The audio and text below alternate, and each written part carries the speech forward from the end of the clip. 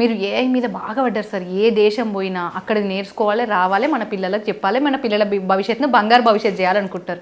దీన్ని మీ స్టూడెంట్స్ ఎట్లా యాక్సెప్ట్ చేస్తున్నారు అంటారు? అండ్ మీరు ఎప్పుడు చెప్తారు కదా అలా మీ స్టూడెంట్స్కి పెన్ ఉన్నా పేపర్ ఉన్నా లేదు, ఏది ఉన్నా లేకపోయినా కూడా ల్యాప్టాప్ పక్కా ఉండాలి అని చెప్తారు కదా మీరు వాళ్ళకి? క్వశ్చన్ అడిగారు, నాకు నచ్చింది అడిగారు మీరు. ఇది ఒకటమ్మా, చాలా ప్రపంచం బాగా మారిపోతుంది. టెక్నాలజీ రోజు రోజుకు మారిపోతుంది. దానికి తోడు టెక్నాలజీ స్కిల్ ప్రపంచం అంతా లీడ్ చేస్తుంది. దానికి తోడు ఇప్పుడు మొత్తం ఏఐ వచ్చేసింది. ఏఐ ఎంత స్పీడ్ వచ్చిందంటే, నీకు ఒక విషయం చెప్తా, నువ్వు పిహెచ్డి చేసినావు అనుకో, నువ్వు రేపు అవుట్డేటెడ్ అయిపోతావు. ఆయన ఎంటెక్ చేసిన అనుకో, అది కూడా అవుట్డేటెడ్.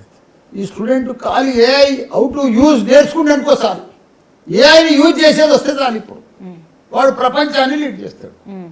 అంత స్పీడ్గా రావచ్చు. నేను కూడా 1 year అంది ఆస్ట్రేలియా పోయొచ్చిన సంది, మొత్తం స్టూడెంట్స్కు కంపల్సరీ చూసిన ల్యాప్టాప్తోనే రావాలి. డే 1 నుంచి ల్యాప్టాపే స్టూడెంట్స్కు లైఫ్ పార్ట్నర్. చెప్పిన క్లియర్గా, మీ లైఫ్ పార్ట్నర్ ఎవరంటే మా స్టూడెంట్స్ అంతా చెప్తారు ల్యాప్టాపే అని. అంత దాకా తీసుకొచ్చిన ప్రతి ఒక్కరు కూడా ల్యాప్టాప్తోనే వస్తుంది. ఫస్ట్ ఇయర్లో నేను ఇండస్ట్రియల్ ట్రైనర్ని పెట్టినా.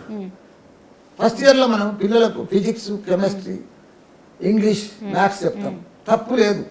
అది 60 ఏళ్ళ సిలబస్, 60 ఏళ్ళ సంధి వస్తుంది అదే సిలబస్ మన ఇంజనీరింగ్ పిల్లలకు. అప్పటికి ఇప్పటికి చాలా మార్పులు వచ్చినాయి ప్రపంచంలో. Google, Facebook, Amazon, Apple, Microsoft, ఇవన్నీ పెద్ద పెద్ద మల్టీనేషనల్ కంపెనీలు వచ్చినాయి. వాళ్ళకి కావాల్సింది ఈ మ్యాథ్స్ చదివినోడు, ఫిజిక్స్ చదివినోడు, కెమిస్ట్రీ చదివినోడు కాదు. మన పిల్లల జీవితం అంతా పాడు చేస్తున్నాం ఈ పాత సిలబస్తో. ఏమని అనుకోరు, కొద్ది ఉండాలి, కానీ ఈ రోజు సిలబస్ ఈ పద్ధతిలో ఉంటేనే ఇప్పుడు 60 ఏళ్ళ ఏజ్ ఉన్న పిహెచ్డి 18 ఏళ్ళ స్టూడెంట్కు మ్యాథ్స్ అయితే లేదు. ఆయన చెప్పే విధానము, అప్పటి విధానం గ్రీన్ బోర్డు మీద మనం చాక్పిస్తూ రాస్తే స్టూడెంట్ రాసుకుంటలేడు, హోంవర్క్ ఇస్తే చదువుతలేడు. మనము స్టూడెంట్కు ఇంత పెద్ద టెక్స్ట్ బుక్ ఇస్తే చదువుకొని రమ్మంటే వస్తలేడు. స్టూడెంట్కు లైఫ్ ఇప్పుడు ఈ కాలంలో ఎట్లుందంటే, నేను 25 ఏళ్ళ దగ్గరికి వెళ్ళి చూసిన ఇంజనీరింగ్ స్టూడెంట్స్, చాలా మార్పు వచ్చింది. ప్రతి స్టూడెంట్, అమ్మాయి కానీ అబ్బాయి కానీ 3 గంటలు సోషల్ మీడియా చూస్తారమ్మా. వాళ్ళకు ఇప్పుడు నేను ల్యాప్టాప్ పెడితే ఎంత ఇంప్రూవ్మెంట్ అయిందంటే, పిల్లలు సెల్ ఫోన్ బంద్ చేసి 6 hours 9:30 నుంచి 4 దాకా నాకు ల్యాప్టాప్ మీదనే ఉంటున్నారు. వాళ్ళకి ఇండస్ట్రియల్ ట్రైనర్ తెచ్చి ఇండస్ట్రియల్ ఏఐ చెప్పిస్తున్నా, కోడ్ నేర్పిస్తున్నా, పైథాన్ నేర్పిస్తున్నా, జావా నేర్పిస్తున్నా, డేటా సైన్స్ నేర్పిస్తున్నా. అసలు నాకు ఏం మాట్లాడరాకు, కోడు బీడు ఏం లేకు, నాకు ఇప్పుడు అన్ని నేను నేర్చుకుంటున్నా పిల్లలతో. సెట్ వాళ్ళ లైఫ్. ఇక వాళ్ళు ఇంకా ఎంత ఎంజాయ్ చేస్తారు కుడతా, దాంట్లో అంత ఎంజాయ్ చేస్తున్నారు.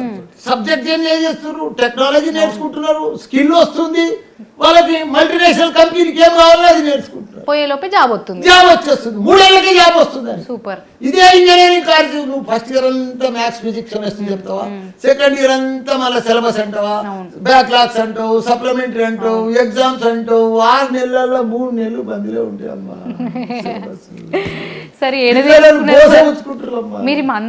యూత్లంతా ఇబ్బంది పెడుతున్నారమ్మా. మనం బంగారం అసలు యూత్ ఎంత షార్ప్ ఉంది, ఎంత స్కిల్ ఉంది, ఎంత టాలెంట్ ఉంది, ఎంత స్మార్ట్ ఉన్నా మన పిల్లలకు. వాళ్ళని ముద్దులు మనమే తయారు చేస్తున్నామమ్మా. నన్ను తిట్టుకున్నా సరే, కాలేజ్ వాళ్ళు, యూనివర్సిటీ వాళ్ళు నన్ను తిట్టినా సరే, ఎందుకంటే వాళ్ళ లైఫ్ మనం పాడు చేస్తారు. ప్రపంచంలో యూత్ లేరమ్మా. యూత్ అంతా మన ఇండియాలో, మన తెలంగాణలో, మన హైదరాబాద్లో, మన మల్లారెడ్డిలో ఉన్నారమ్మా. వాళ్ళని తయారు చేయాలమ్మా. మీరు మాటలు ఎట్లా నేర్చిర్రు? మాటలు నేను వాళ్ళతో నేర్చుకున్నా, యూత్ తోటి. కాదు మీరు రాకముందు మామూలుగా పాల మీద పూల పోతేనే ఉంటే దారి దొరికిందమ్మా. భగవంతుడు నేర్పించిండమ్మా పిల్లల కోసం.